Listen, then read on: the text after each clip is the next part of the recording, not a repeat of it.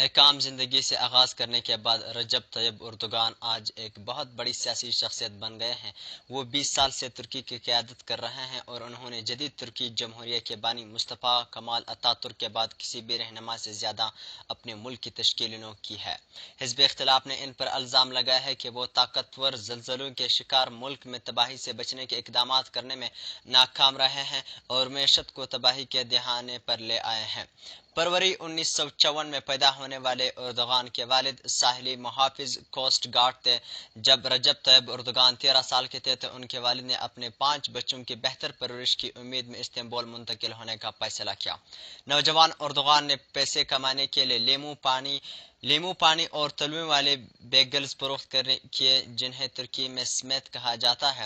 Istanbul کے مرمرا university سے management میں ڈگری حاصل کرنے سے پہلے انہوں نے ایک اسلامی اسکول سے تعلیم حاصل کی۔ ان کی یونیورسٹی ڈگری اکثر تنازعات کا باعث رہی ہے۔ اپوزیشن کا دعویٰ ہے کہ ان کے پاس یونیورسٹی کی مکمل ڈگری نہیں ہے بلکہ یہ ایک کالج کا ڈپلومہ کے برابر ہے۔ اردوغان نے ہمیشہ اس الزام کی تردید کی ہے۔ نوجوان اردوغان نے فٹ بال میں بھی دلچسپی لی اور 1980 کے دہائی تک نیم پیشہ ور فٹ بال ٹیموں کا حصہ رہے، لیکن ان کی اصل دلچسپی سیاست تھی۔ 1970 سے 80 کی دہائی میں وہ اسلام پسند حلقوں میں سرگرم تھے اور نجم الدین اربکان کے حامی اسلامک ویلفیئر پارٹی میں شامل ہوئے۔ جب 1990 کے دہائی میں پارٹی کی مقبولیت میں اضافہ ہوا تو اردوغان نے سنہ 1994 میں استنبول کے میئر کے لیے انتخابات میں حصہ لیا اور اگلے 4 سال تک اسی شہر کے نظام کو چلاتے رہے۔ ترک کے پہلے اسلام پسند وزیراعظم اربکان نے سنہ 1997 میں فوج کے ہاتھوں مجبور ہو کر استعفیٰ دینے سے پہلے صرف 1 سال کے عہدے پر کام کیا اور اردوغان بھی ملک کے سخت سیکولر حکام کے ساتھ تنازع میں گر گئے تھے۔ اسی سال انہیں ایک قوم پرست نظم کے عوامی سطح پر پڑھنے پر نسلی نفرت کو بھڑکانے کا مجرم قرار دیا گیا، جس میں یہ سطریں شامل تھیں: مساجد ہماری بیرکیں، گنبد ہمارے ہیلمٹ، مینار ہمارے چرے اور وفادار ہمارے سپاہی۔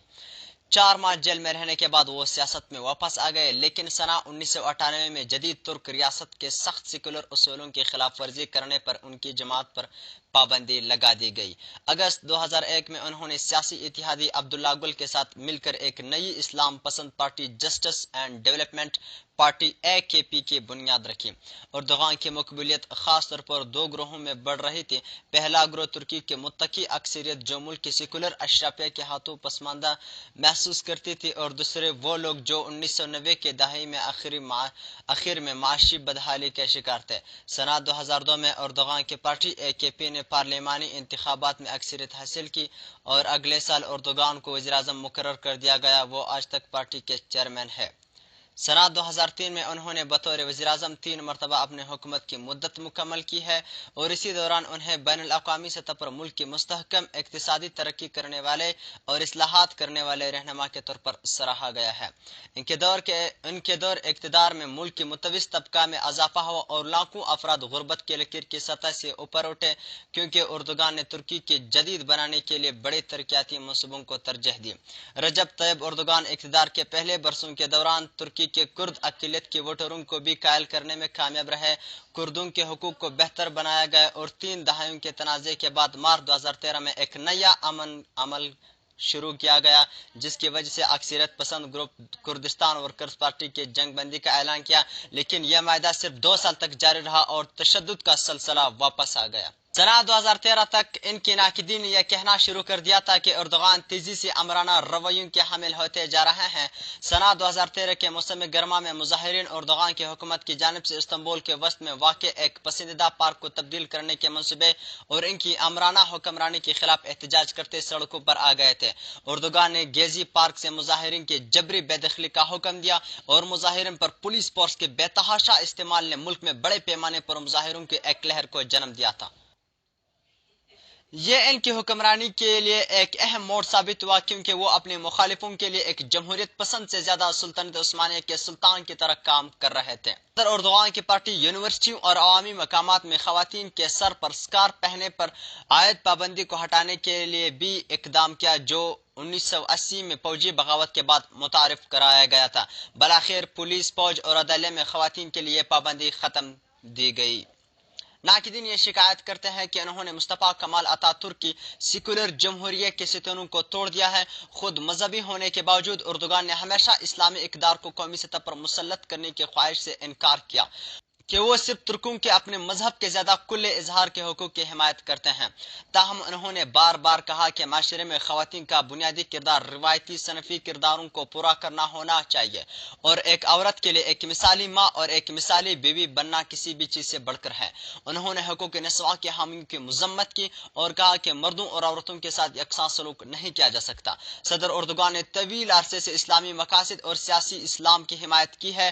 وہ گروہ جو نظریاتی طور پر مصر کے جبر کا شکار اخوان المسلمین کے حامی ہیں، انہوں نے ایک موقع پر 4 انگلیوں کا اشارہ والا سلام بھی کیا جسے رباق کہا جاتا ہے۔ جولائی 2020 میں انہوں نے استنبول کی تاریخی عمارت میں آیا صوفیہ کو مسجد میں تبدیل کرنے کے عمل کی نگرانی کی، جس سے بہت سے مسیحی اور سیکولر ترک مسلمان ناراض ہوئے۔ یہ 1500 سال قبل ایک کلیسا کے طور پر تعمیر کیا گیا تھا اور دور عثمانیہ میں ترکوں نے ایک مسجد میں تبدیل کیا گیا تھا، لیکن اتا ترک نے اسے ایک میوزیم میں تبدیل کر دیا تھا جو کہ نئی سیکولر ریاست کی علامت تھی۔ سنہ 2014 میں انہیں 3 مرتبہ بطور وزیراعظم اپنی مدت مکمل کرنے کے بعد دوبارہ انتخاب لڑنے سے روکے جانے کے بعد وہ ملک کے صدر کے طور پر انتخابات میں سامنے آئے تھے۔ انہوں نے اس عہدے میں نئی آئینی ترامیم کے تحت اصلاحات کرنے کا منصوبہ بنایا تھا اور جس کے بارے میں ناقدین کا کہنا ہے کہ انہوں نے ملک کی سیکولر اسٹیبلشمنٹ کو چیلنج کیا ہے، لیکن اپنے دور صدارت کے اوائل میں انہیں اپنے اختیارات کے حوالے سے 2 مشکلات کا سامنا کرنا پڑا۔ پہلی یہ کہ ان کی پارٹی سنہ 2015 میں کئی مہینوں تک پارلیمنٹ میں اپنی اکثریت کھو چکی تھی اور پھر اگلے سال 15 جولائی 2016 کو ترکی نے کئی دہائیوں میں پہلی بار فوجی بغاوت کی کوشش کا سامنا کیا تھا۔ اس واقعے میں فوجی بغاوت کرنے والوں کے خلاف مزاحمت کرتے ہوئے تقریباً 300 شہری ہلاک ہو گئے تھے۔ اس سازش کا الزام فتح اللہ گولن نامی امریکہ میں مقیم اسلامی اسکالر کی قیادت میں گولن تحریک پر لگایا گیا تھا۔ ان کی سماجی اور ثقافتی تحریک نے اردوغان کو لگاتار 3 انتخابات میں کامیابی حاصل کرنے میں مدد کی تھی، لیکن جب دونوں اتحادیوں میں پھوٹ پڑی تو اس کے ترک معاشرے پر ڈرامائی اثرات مرتب ہوئے۔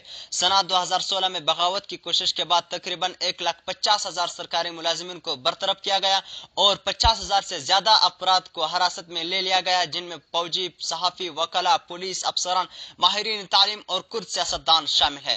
اردوغان کی جانب سے ناقدین پر اس کریک ڈاؤن نے بین الاقوامی سطح پر خطرے کی گھنٹی بجائی اور ترکی یورپی یونین کے ساتھ تعلقات میں سرد مہری آ گئی۔ اس کے بعد سے ترکی کی یورپی یونین میں شمولیت کی کوششوں میں کئی برسوں سے کوئی کامیابی حاصل نہیں ہوئی۔